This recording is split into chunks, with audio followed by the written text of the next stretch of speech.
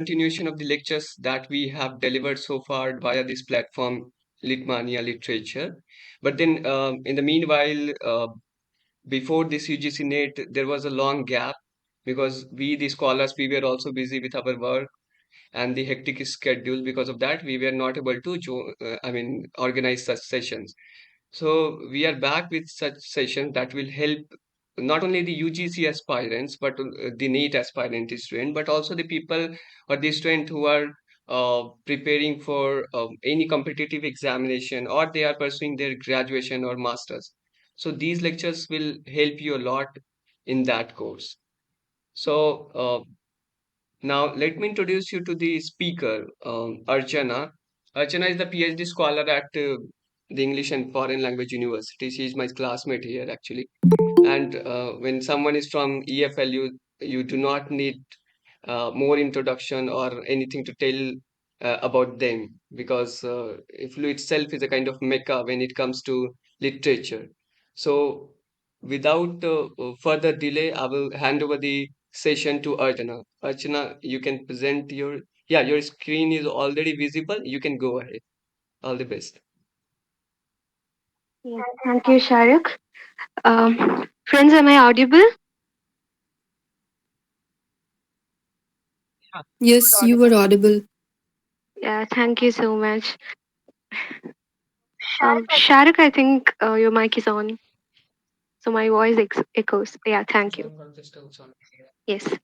Yeah, before getting into the session, I'd like to actually, I'm obliged to thank Litmania for this opportunity. So, yes, before getting into the session, I just want to know at what level you guys are preparing. So, if you are to uh, rate yourself out of 10, at which level of preparation you are in for NET or any other competitive exam, how confident are you? Just please put it in the chat box.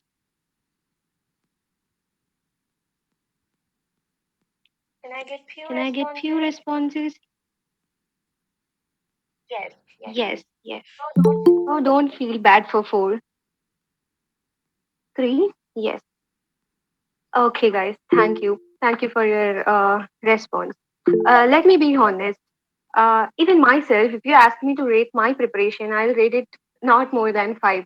So there are a lot to learn in English literature. But if it comes to competitive exam, I would suggest you not to look for facts. Like you keep on searching for facts, you keep on searching for information, authors' names and their works names.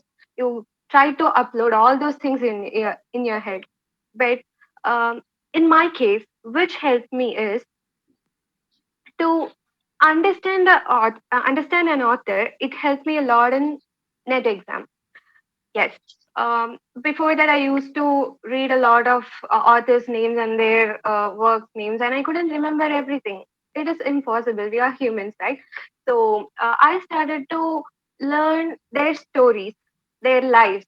It actually helps. So today we are going to deal with literary criticism in theory, in particularly Roland Barthes. So, yes, we shall get into the session. I just wanted to say, do not pen down just facts, just try to learn who Roland Barthes is. It will help. Yeah. Shall we begin, guys? Yes, ma'am. Yes, ma'am. Thank you so much. Okay. Yes, here is Roland Barthes posing for us, the person who killed the author. I hope you are familiar with at least the text name, that is The Death of the Author, with which Roland Barthes is often related to. Roland Barthes is not just the person who wrote The Death of the Author. He contributed for more than one school of criticism. He contributed for new criticism, he contributed for semiotics, and even whatnot we can say. He almost contributed for every school of criticism that existed during his life period. An interesting person. I could say he is a practical person because he didn't just formulated theories. Instead, he explored his theories in application. Yes. If you search for Roland Barthes, these are the things that come in internet. As per documents, Roland Barthes was a French theorist who lived between 1915 and 1980. He's an essayist, critic, and semiotician. Obviously, he did his degree in philology, the study of science and meaning. So that reflected in most of his critical perspectives. He is not just a critic who read text, who analyzed language. He, in fact, applied all his theories and ideas in practical life. He criticized society using his theories. So what not is Barth? He is everything. He contributed for new criticism, he contributed for structuralism, and he is also a prominent cultural theorist. And we could see a lot of reflection of other ideas such as Marxism and post-structuralism. Even reader response theory has the influence of Roland Barthes in it. Apart from all these, uh, narratology also considers the perspectives of Roland Barthes, which we are going to deal with in today's session. So, before getting into the ideas of Roland Barthes, we should learn who are the people who influenced Roland Barthes. Here are three prominent uh, personalities from the West, that is Ferdinand de Saussure, structuralist, and Karl Marx, a Marxist, and another one that is Jean-Paul Sartre, who is an existentialist. These people influenced Roland Barthes very much with their ideas, particularly Ferdinand de Saussure. I hope you are familiar with Saussure's concept of signifier and signified. Are you? Do you have any idea what it is? Yes. Okay. To sum up structuralism in a single sentence, we can say it is all about signified and signifier. That is, word and what the word denotes. So, this is the basic idea that influenced Roland Barthes' most of ideas, we can say, and Karl Marx. So he's a, uh, yeah, what to say? He's a person who considered culture as an artifact that represents the class, that is the proletarians as well as the bourgeois. If you take Karl Marx's works, we could see Karl Marx differentiating how the bourgeois culture that emerges out of an economically established system being a dominant part of a culture and the other one being suppressed by it. Uh, can you name a work by Karl Marx? Das Kapital. Yes, it is. Very good. Yep. That influenced Roland Barthes in his cultural theoretical perspectives. And then we have Jean-Paul Sartre, who is an existentialist. It was a time period after World War. World War One was there and World War Two was there. People were uh, filled up with questions. They couldn't pin down their existence to the world. We could see nihilism popping up. We could see existentialism. Can you name a nihilist critic? Nihilistic, I mean, a nihilist. Friedrich Nietzsche. Nietzsche. Yeah, Nietzsche. Yeah, he's a famous critic, right? All these concepts emerges out of World War and modernism that try to establish that there is a system, there is a proper system, there is a center for everything. So we could see this existentialist and nihilist questioning back modernism and the word order. What is order? Is there an order? Is everything is like, can it be structured? All these questions, all these things were questioned by the existentialists and all the other people that is like postmodernists. We could see this tendency even in Roland Barthes. So Roland Barthes, almost in all of his life, tries to identify a center that sums up all the reason for existence and all the reason for the human practices such as social order and stuff. Am I making sense? Yes, ma'am. Yes, thank you. Yeah, we shall move to the next slide. Okay, let's see how Sartre influenced Roland Barthes. So, I hope you are aware that Sartre published a work in 1947, What is Literature? That questions the purpose of literature, that tries to define literature, and that tries to establish how literature should be. So, in this work, we could see Sartre questioning traditional and avant garde together.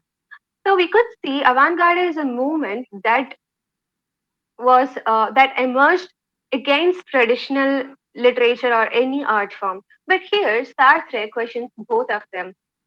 So, if you, I can give you examples. Like, if you take a traditional work, for example, we shall take,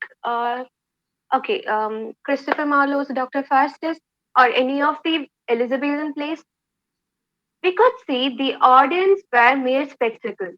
They were not participating in the play. They could see what might happen if a person makes a flaw, if a person is born with a flaw. You take all the tragedies of Shakespeare, Macbeth has a flaw, Hamlet has a flaw of procrastination, and whatnot. They have all, uh, yeah, even Aristotle says the purpose of tragedy is to purgate the emotions of people. So, tragedies present us a sort of life which shows us if you take such decisions, it might be the end. So that is how Elizabethan theatre has always been. The audience were mere spectacle. As time flows, we could see all the texts keep on presenting a story to the audience, except for few experimental works. And at a point of time after modernism, even I can give an example from modernism. If you take T.S. Eliot's Wasteland, he includes a lot of text reference. It is an example for intertextuality, right?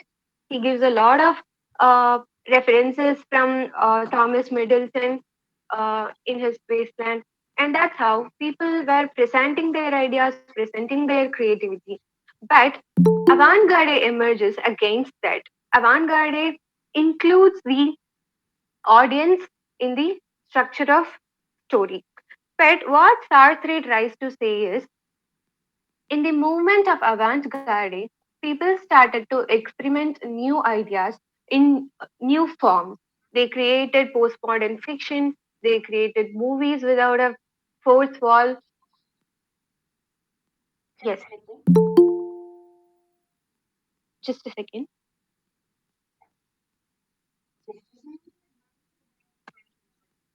Yes, they created movie without fourth wall. But what avant-garde did was it alienated the reader. I hope you understand avant-garde, or do you want me to explain it? Yes, please explain. Yeah, thank you. Yes. Um, After the World War and after the emergence of modernism, there was a lack of realistic portrayal of life in literature. If you take modernist texts, they were full of intertextuality, they were rich in content, they insisted tradition to be followed. But that is not the same case with life after World War. The center actually it was destroyed after the World War. What I mean by center is order of life, that we have ethics, we have morals, this is life and this is society. It was like that before World War, but once the World War started, people uh, realized the position of life in this world.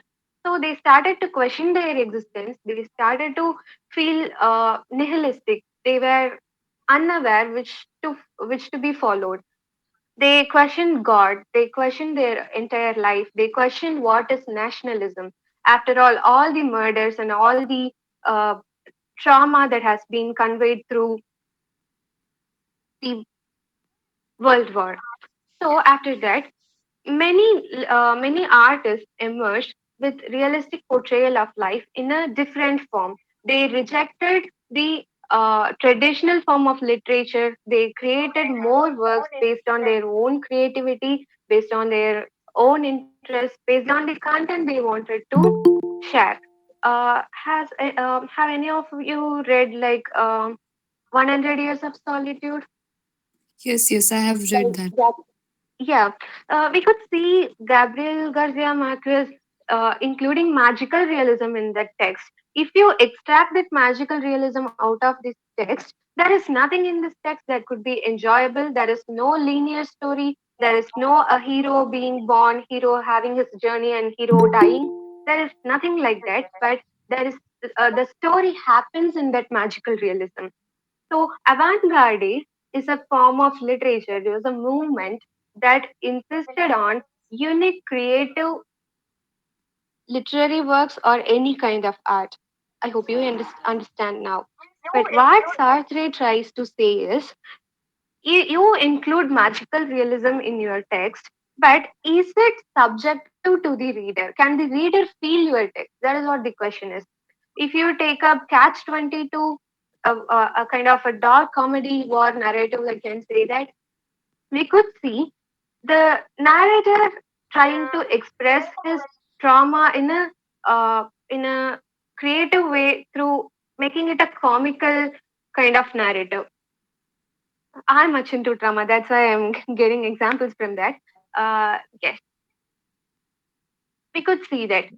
But can a reader really feel it?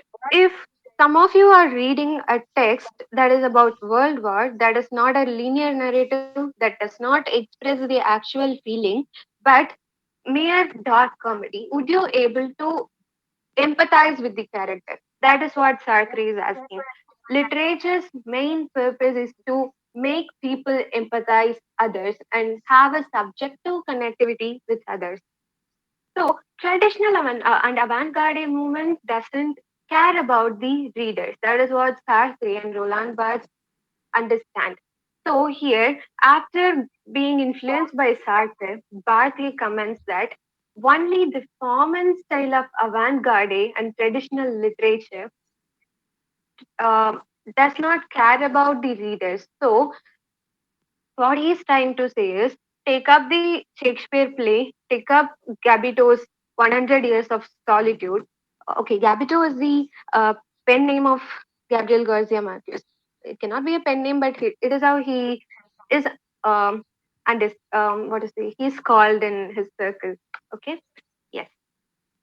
You take up a play from Shakespeare, you take up 100 Years of Solitude. They both present life in a different way that does not include the subjectivity of the audience, that does not include the feeling of the audience, that does not care about the feeling of the audience.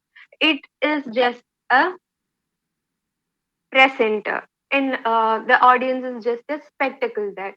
So that is the essential problem of avant-garde and traditional literature, according to Barth. So, okay, Barth criticizes literature. Okay, according to Barth, what can be a perfect literature? What is an actual writing? According to Barth, Barth says an individual should choose a form of conventional, I mean, a conventional style of narrative, and he must able to adjust it according to his needs, and he has to present that to the audience. He must allow the audience to take part in his narrative. If I am to write a story about my, uh, okay, about my life, if I am to write it in a creative way, in not a cliche way, I have to take up a form.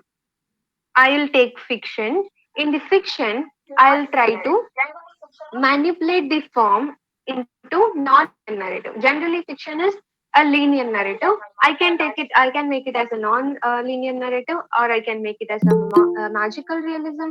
But what one must do is he must include the reader as well. If I write about my life, I should allow people to reflect on it. They must be able to connect with it. They must take all the connotations from it. That is how a text should be according to Roland Barthes. So, if Roland Barthes says a text must be unique, and the unique text is how the unique text is produced is called writing by Roland Barthes. This concept could be seen in Writing Degree Zero that was produced in 1953. In this book, Roland Barthes says, to put it in simpler terms, how to write a better literature without the cliche. If I ask you to write a love story, what would you do? You will bring in a romantic hero, you'll bring in a romantic heroine, they'll meet, and that first meet will be full of colors and blossoms, and then they'll fall into a kind of crisis and they'll solve it,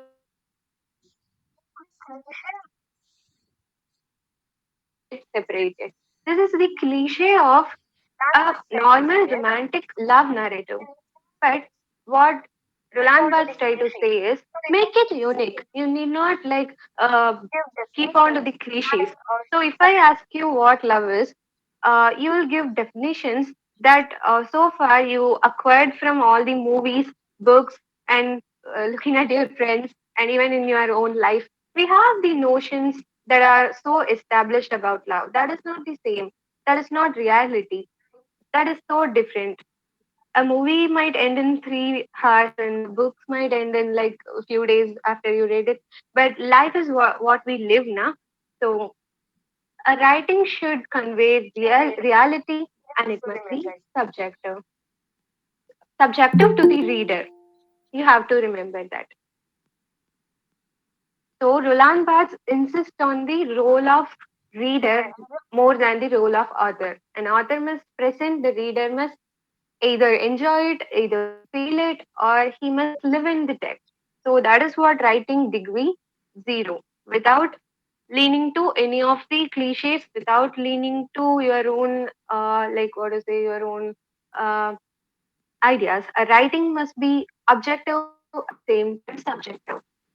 Am I making sense, or is it like so confusing?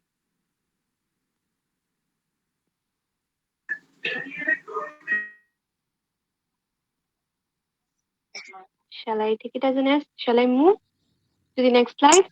Yes, ma'am. Yes, ma'am. Yes, yes. Thank you. Bye. Okay. That is one of the texts of Roland Barthes. I have ordered these slides according to the publication date of the work so that you can remember it as such. Because in net, if you take the question paper, you could see the chronology matters the most. They might ask they don't ask in what year it was published, in what year that was published. They will place all the works and they'll ask you either to arrange it chronologically, or they might ask which came the first. So if I ask you to memorize like this is from this year, that won't help. So as I teach, I have ordered it chronologically so that you might remember it chronologically. So one of the Roland Barthes' earlier work is Writing Degree Zero, and next we have Michelet. Michelet is a French historian, and in this book, Roland Barthes criticized Michelet, and he says Michelet is a Michelet is wrong. That is what Roland Barthes says. But what Michelet says, that is what we have to understand first before judging whether Roland Barthes was right or wrong. So, Michelet is a French historian who insisted on subjectivity, but according to him, subjectivity is insistence on totality. So he insisted on the community living. He insisted on the ethics, morals. Life has to be this. The notions that a society creates, and he calls it. He claims that there is subjectivity in that.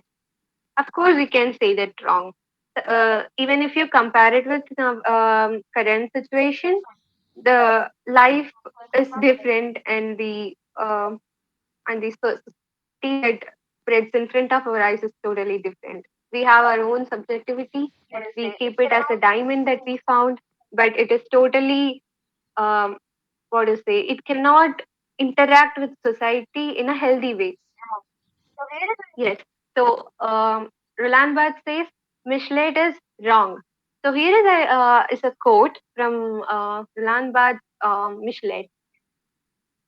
He says uh, Michelet's subjectivity was only the earliest form that insistence on totality. I'll leave to this. I'll share this slide to you. You just read it. We have less time, so we shall move to the next slide. Here comes the very significant work that is Mythologies. It was published in 1957. Okay.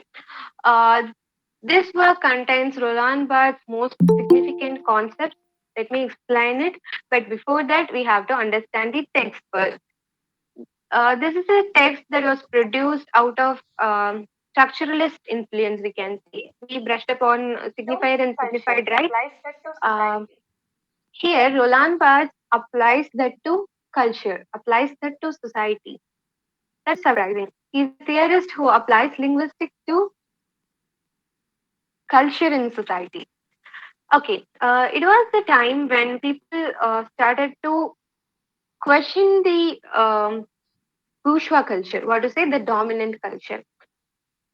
Okay, yes, in a society, the value is insisted generally by the bourgeois, that is the dominant people. If you take up America before like around the time of Harlem Renaissance, early 20th century, we could see the whites were dominant in number. They were dominant politically. Their power was more than the others. So what happens is in a dominant culture, the dominant people, either it can be race, either it can be religion, or it can be a kind of power that you acquire through science. All these things tries to establish value in a community that has either less number of people or uh, what to say, yeah, less number of people, and they are so suppressed by the dominant culture. So the value is established by the bourgeois community. We can apply that to any of the culture and any of the nation right now. So there is always a dominant culture and there is always a suppressed culture. So it was the time when avant-garde emerged, when Roland Barthes and other critics were uh, working on questioning the dominant culture. We could say cultural studies begin with questioning the dominant culture. It was the time popular culture was emerging against dominant culture. So if you say um, okay, if you say classical music is the best one, it was the time when rap songs were popping up. That is how it was. If you say a painting should be like this, it should be like Michelangelo's painting. That was the time when Picasso and others were scribbling paintings. We can see popular culture questioned and rejected dominant culture. So even in Marxism, we could see that Karl Marx tries to establish that values are being established by the dominant culture and people are being suppressed by it. So Roland Barthes, in his work Mythologies, tries to understand that phenomena with structuralism. Let me explain. Okay, in a dominant culture, generally in Western culture, they say wine is a part of a party. Wine should be there for every celebration, and wine is a kind of what is it, a luxury one can give to oneself. This thing was established by the aristocrats, and later it was adopted by everyone in this culture, and they started to bring in wine for every event, every culture, be it death, be it birth. They started to celebrate it with wine. So here, do one really need wine? That is the question.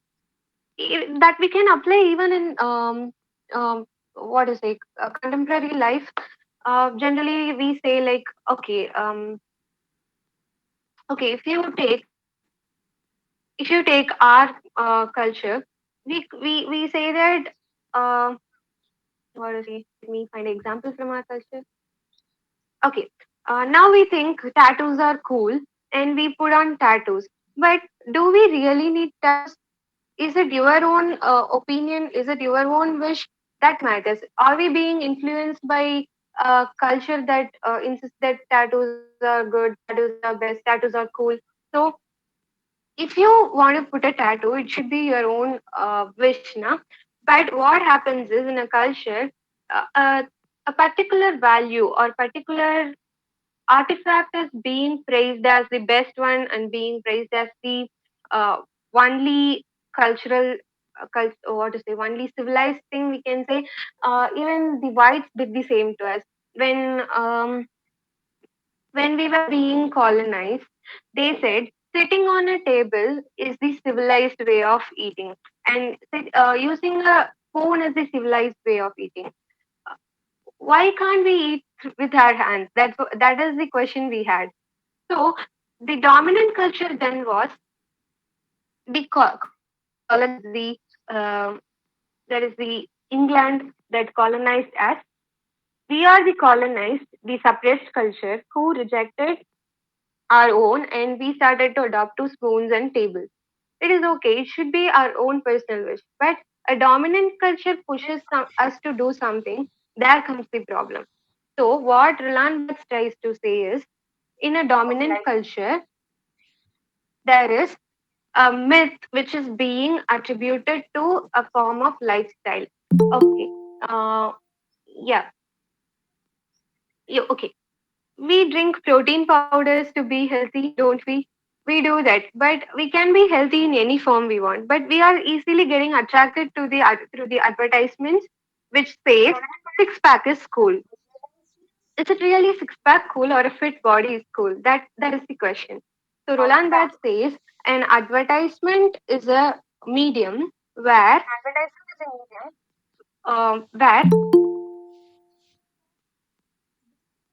okay, an advertisement is a medium where uh, a sort of myth is being imposed on us without being directly mentioning it. So what Barth says, in a Western culture, wine is the sort of object that has a direct, which is a drink which we enjoy during parties. But it has a hidden meaning, that is, wine is a luxury. So Barth says in every cultural system, there is always signs that has their own meaning, and the signs have a second level of meaning which imposes value on the suppressed culture or the other culture. So, according to Barthes, the sign is called the language object. That is the first order linguistic system, that is the wine. Okay, we can keep wine as the language object. So, what the meta language is that is the meaning that bourgeois culture tries to impose through wine. So, this is the major concept that we could see in mythology.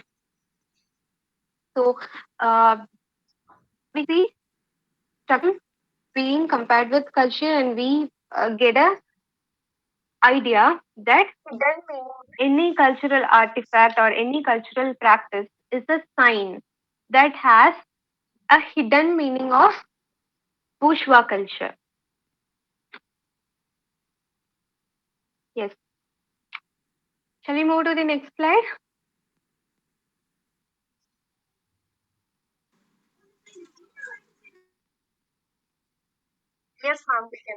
Hey, people there?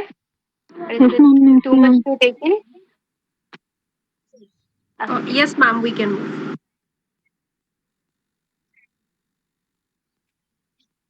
Yes. So, with this idea, Barthes approaches even popular culture. I said bourgeois culture is the dominant culture, right? But as we see later, the popular culture has become a form of dominant culture. Initially, the wine was celebrated. Initially, modernism was celebrated. Initially, the richness of modernism and traditional um, arts were praised. And after that, what happens? The popular culture emerges, and the popular culture, even though it is a counter culture, we could see it becoming a dominant culture. So Roland Barthes does not restrict himself with criticizing bourgeois culture, but he also criticized popular culture for imposing values that are not, what to say, subjective. So here we could see,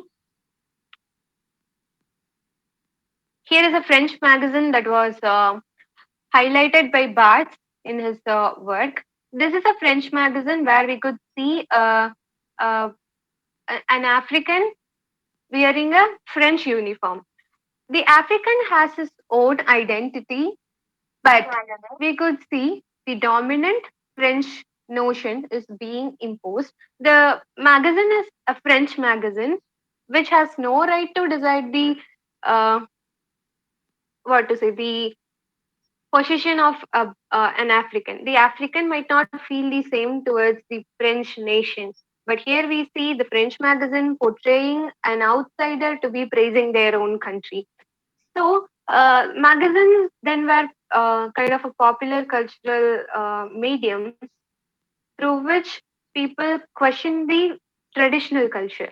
But here we could see in the magazine itself the popular culture portraying a kind of dominance.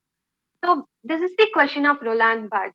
He says the magazine is a sign, the magazine is the, we can say, the magazine is the word which has the direct meaning that the African is praising a praising French nation. It has a hidden meaning that another culture, I mean, an outsider is being imposed on the nationalist ideologies of French people. So this is what Roland Barthes tries to criticize with structuralism, with the concept of signifier and signified. Then he published a work, The Fashion System, in 1967, through which he says dress is a form of cultural, what to say, dress represents culture. That dress is a form of sign that tries to suppress the other ideas through establishing their own way of fashion. So if you put on if you put on uh, Indian attire in a foreign nation, what you try to say is you insist on your culture.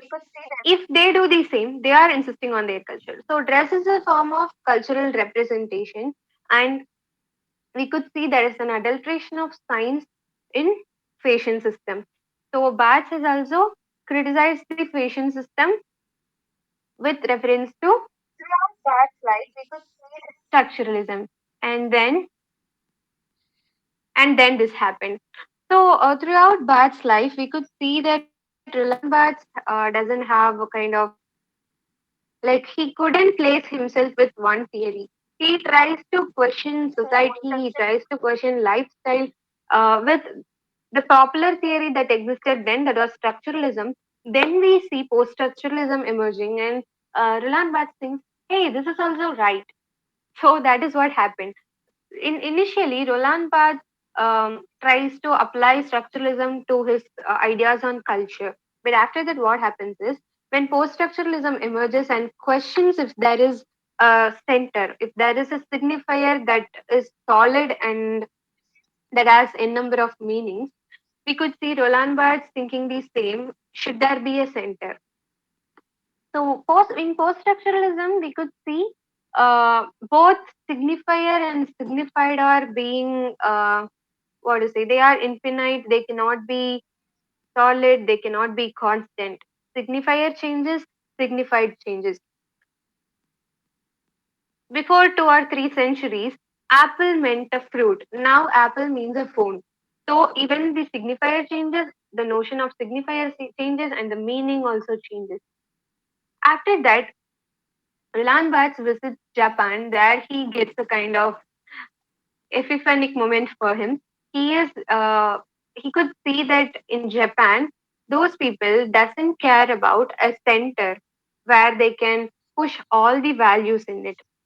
So in Japan, there is a palace of the king which is recognized but not celebrated.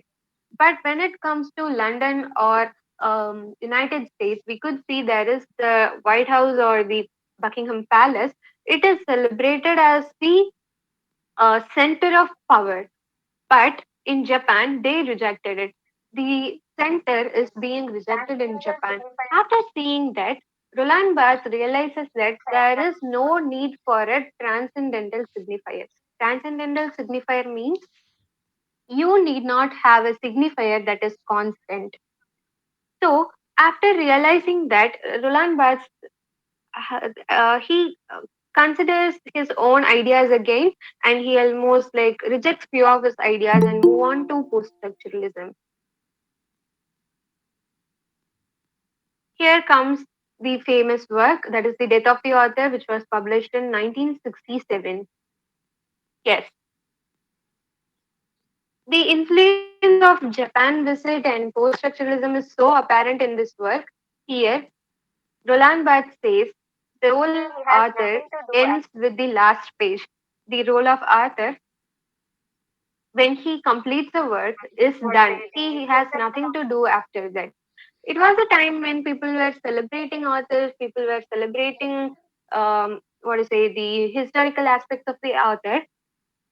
Even in new criticism, we could see people rejected acknowledging the author, the life of the author. Before that, people used to study all the life history of the author, and this is why this guy has written this. They used to study. But after that, here we have Roland Barthes who questions, okay, if an author writes a work, he might have his own self reflected in that work. But does the reader need it? Does the reader know what the author is? So an author's work is done once the book is written. We need not consider the author anymore. The text is all that matters. The text must be studied as a text without any external notions in the head, so that we can completely enjoy the text, completely enjoy the essence of the text without the disturbance of prior knowledge or prejudices or any kind of prior notions. So Roland Barthes says the death of the author is the birth of the reader. So in a book, once the author writes down all the creative thing he has in mind, the author has to leave space for the reader to interpret and to feel the work subjectively. Here I have given a quote. I'll share this slide with you. You can read it. These are important because in net we see that people are like giving the code and asking either of the author or the work. You're running out of time. Yes. Next, we have this work is by that was published in 1970. Here also we could see the post-structuralist effect on Roland Barthes reflected in this work. This is a criticism that Roland Barthes done on Saracine. That is the work by Balzac. In this work, Roland Barthes tries to study the entire text and tries to understand the meaning of the text. And here Roland Barthes claims that there is no one anchor meaning. Okay, if you take Jane Eyre, will you say that Jane Eyre is all about the love between Jane Jane and Rochester? Can you say that? No, it has lot of meanings which was not intended by Charlotte Bronte, but that we contemporary readers can understand. In Jane Eyre, we could see this character Bertha Mason, who is being shut down in a corner of the house. That can be interpreted by us as uh, a denial to the life. What to say? We are having a blind eye towards Bertha Mason. We can say that is how the work was written by there is a work called Mad Woman in the Attic. I hope you are aware of it. That is a work that questions why Bertha Mason was not acknowledged in Jane Eyre's book. So, in a work, there is no anchor meaning. Jane Eyre doesn't just mean love story of Jane and Rochester. It has a lot of meaning to the readers. So, from readers' perspective, Roland Barthes speaks, and not from the author's perspective. That you guys have to remember. So here, Roland Barthes used few terms, that is lexia. Lexia means nothing but a part of a text, or to say a sample of the text. Here, Saracen is a lexia. So taking up the narrative, Roland Barthes criticizes it, analyzes it, and comes to a conclusion that there can be two kind of text, that is readerly text and writerly text. So, if you take up a narrative, it can either engage you or tell a story to you. The traditional narratives tell a story and does not require anything from you as a reader. So, according to Roland Barthes, writerly texts are the traditional text. They are the text that doesn't care about the readers, that doesn't involve the readers in it. They present a story. They present the writer to the reader. But according to Barthes, there can be readerly texts that include the readers as well. So, what readerly text is? A text that does not require the reader to produce. Oh, excuse me, sorry. Yes, just give me a moment.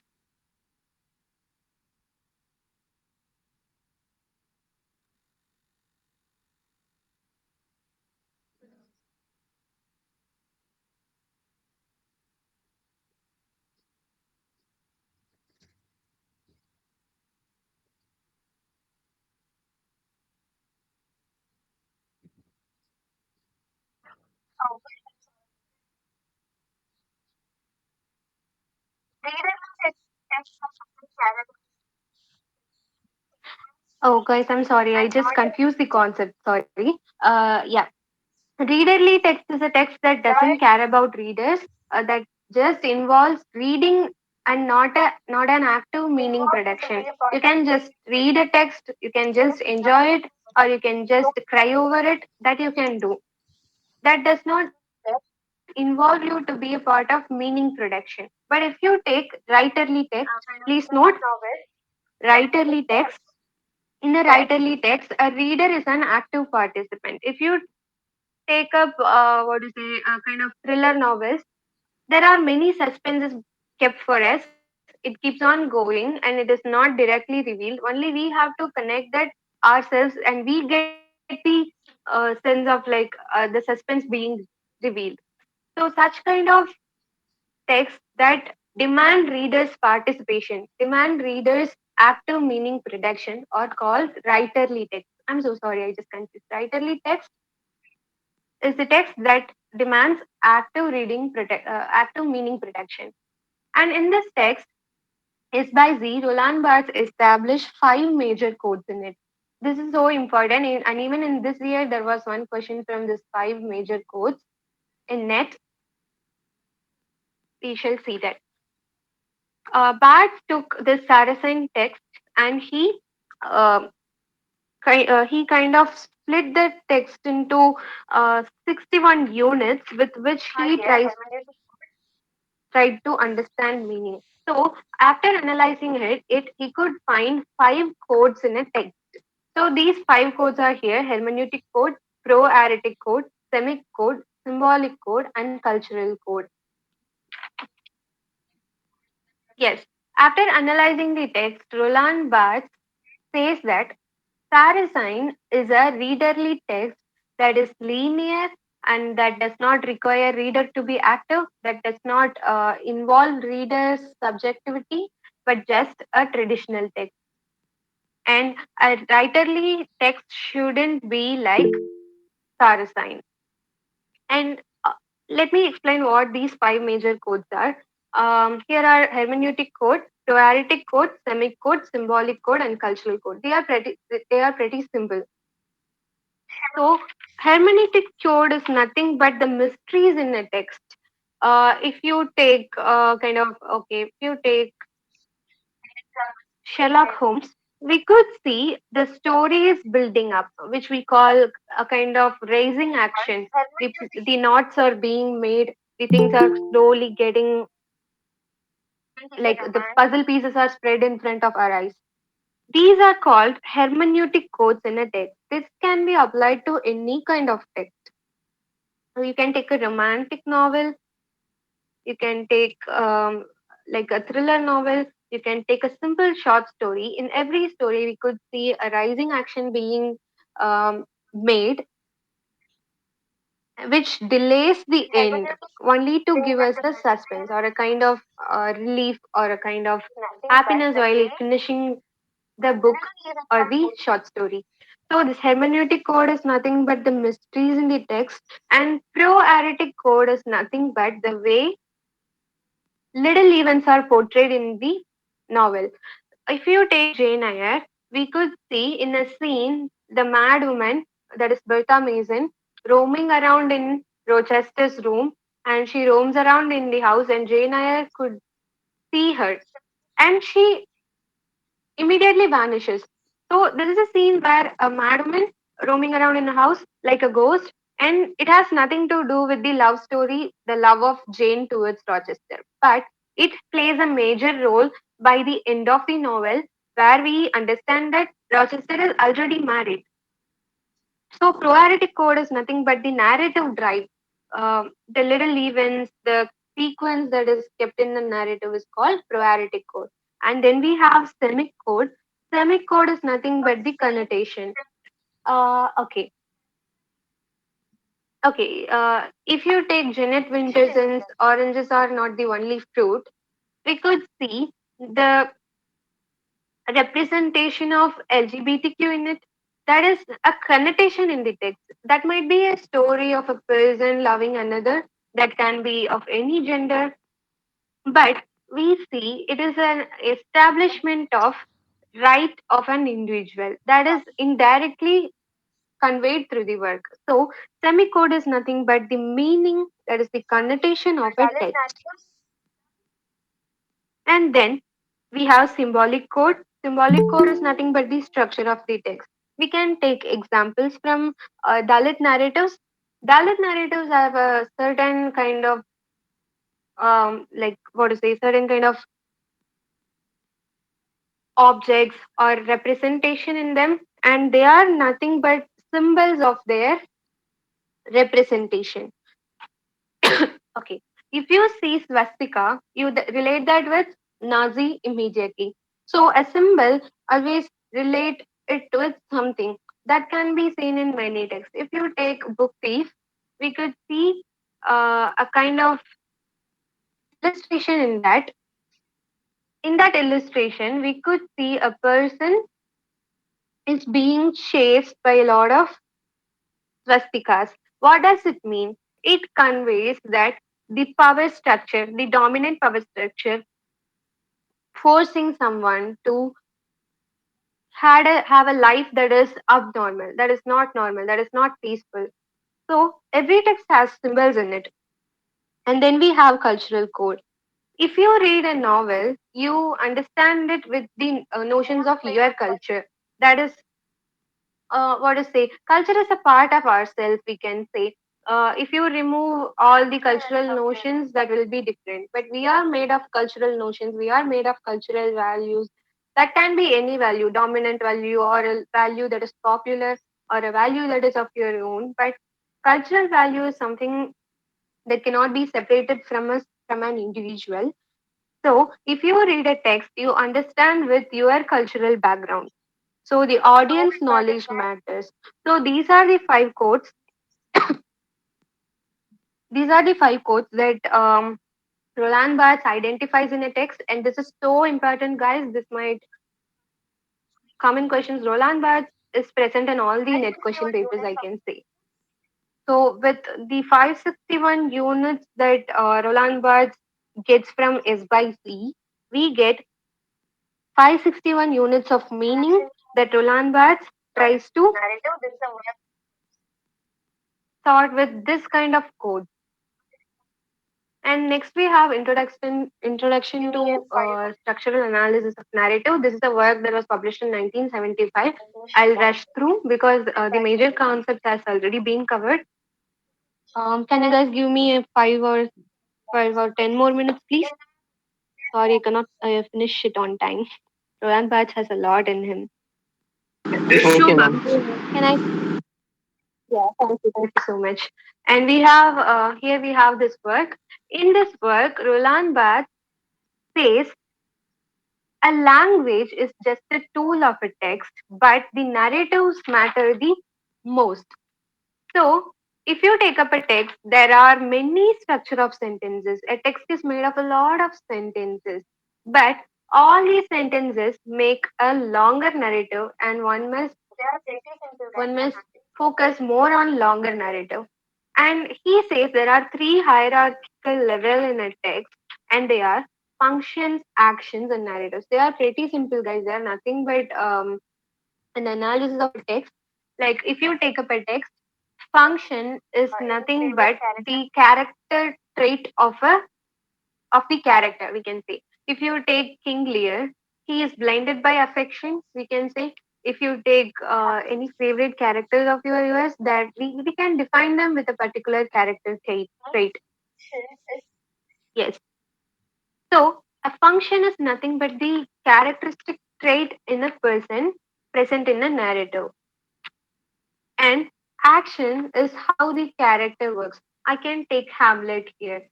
So the function of Hamlet is procrastination. He keeps on like procrastinate to take a decision, and that is his one of his nature. And action is where he decides not to kill his stepfather. And that the narrative spread in front of ourselves. That is the element of narrative. That is the entire story of Hamlet,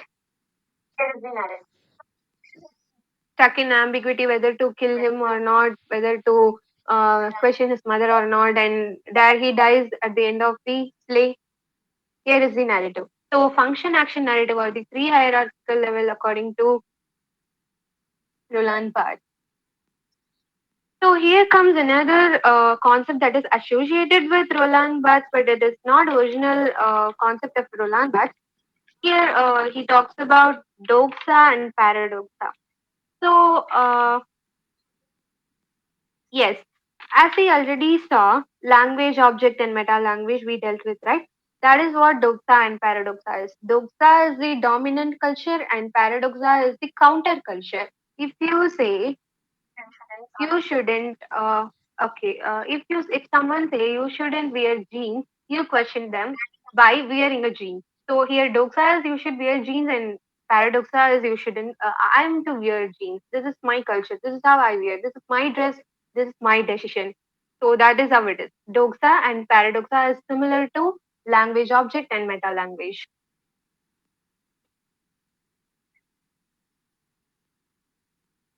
Next, we have The Pleasure of Text that was published in 1975. Here, Roland Barthes talks about two languages, that is, language of popular culture and language of neutral. This is pretty simple, guys. The same. Language of popular culture is the language of dominant culture. Here, Roland Barthes almost blur the uh, difference between a popular culture and a bourgeois culture. Roland Barthes says bourgeois culture is there and a popular culture emerges and it becomes a bourgeois culture. So, a, any culture that is dominant has a language, and a text shouldn't take up that kind of voice. It should be neutral. It shouldn't have any dominant ideologies in it. If you take Joseph Conrad's novel, we could see Joseph Conrad without his intention, he describes blacks, Nigerians as savages. That is not it should be. A text should be neutral. That is what Roland Barthes tries to say. And he not only preaching, he practiced his own theories. He produced a text called A Lover's Discourse, Fragments, 1977. Here, he rejects all the dominant bourgeois notions of love and he writes his own love story that is neutral in voice. If you read these excerpts, you could see he rejects the dominant notions of love, that is, a lover should be tolerant, a lover should be good, a lover should be always patient with the other person. That is not how his text is. He speaks reality, so he practiced what he preached. That we can see. And that is what I like about Roland Barthes. And then we have this work. There is one theory of Roland Barthes that deals with body. And here, Roland Barthes says the formation of self is through bodily cultivation. We shall discuss it in another situation. I'll move to the next thing. Roland Barthes is interested in photographies, and he has produced one work called Camera Lucida. And here he talks about his mother, Henriette Barthes. When Henriette Barthes died, Roland Barthes was looking to her old pictures, her childhood pictures, and he could see camera captures a beautiful moment, and by capturing it, the value of it is kind of blemished, we can say, because yes, if Roland Barthes has his mother's portrait that is so beautiful, and he says it has a lot of emotion in it, if he shows it to the other, if he produces a lot of the same images, it loses its value. Like it becomes common. It becomes it is available in numbers, so it is common. That is the same with us. Before this emergence of 24 GB, 64 GB, and stuff, we used to we cannot have all these memories stored up. So they were so precious. So the feeling of precious is lost when something is being uh, reduced in multitude. So in 1977, he wrote Camera Lucida, mourning on this condition. He doesn't criticize it, he just mourns how everything is becoming common and how everything is becoming so mundane that you can see. This is an excerpt. And there is another text by Roland Barthes that is Image, Music, and Text. So this is a work where he talks about readerly and writerly text again. And here he also talks about an author and a scripter. Author is a person who is considered as a lone genius. He creates the work of literature in his own original imagination. So there is no longer an author.